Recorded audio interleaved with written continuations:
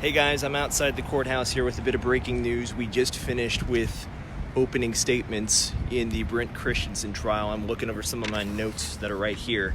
The prosecutors in their opening statement say he kidnapped her, he killed her, he covered it up. They described in detail the evidence that they say shows that he did that.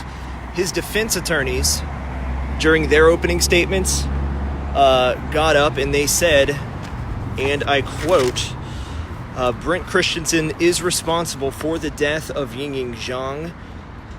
He killed Ying Zhang, and nothing that we say or do during this phase of the trial will be an attempt to sidestep or deny that.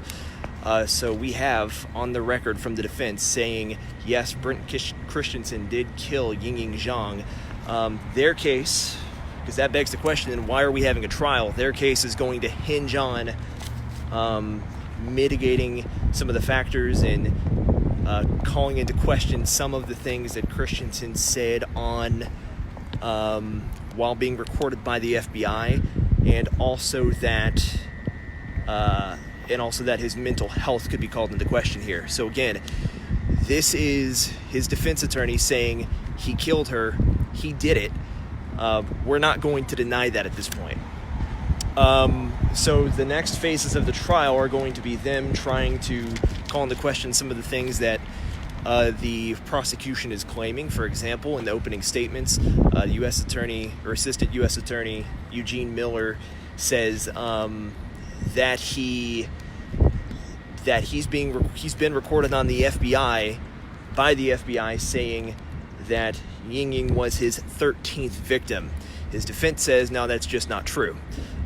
The defense admitted that they're going to hear some horrible things during the trial, but they kind of in a way framed Christensen as a victim of the system, mental health system. He thinks that they were failed by his counselors, and he says there are a lot of things going on in his life, and it was kind of a downward spiral.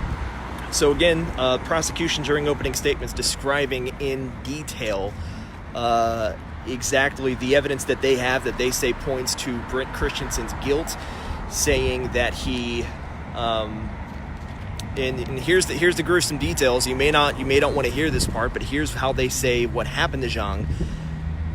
They say that he took her back to his apartment, raped her, and then once she was tied up, put her in the bathtub, hit her on the head with a Louisville Slugger baseball bat, stabbed her in the neck, and then cut her head off. That was the opening statements from Assistant U.S. Attorney Eugene Miller. Court's about to start back up. I've got to head back inside so they can call the first witnesses here. We are going to hear from Christensen's ex-girlfriend at some point, who he was dating while he was going through a separation with his wife. The defense basically says, yep, he did it, but we are going to try to save his life. That's why they are proceeding through this trial.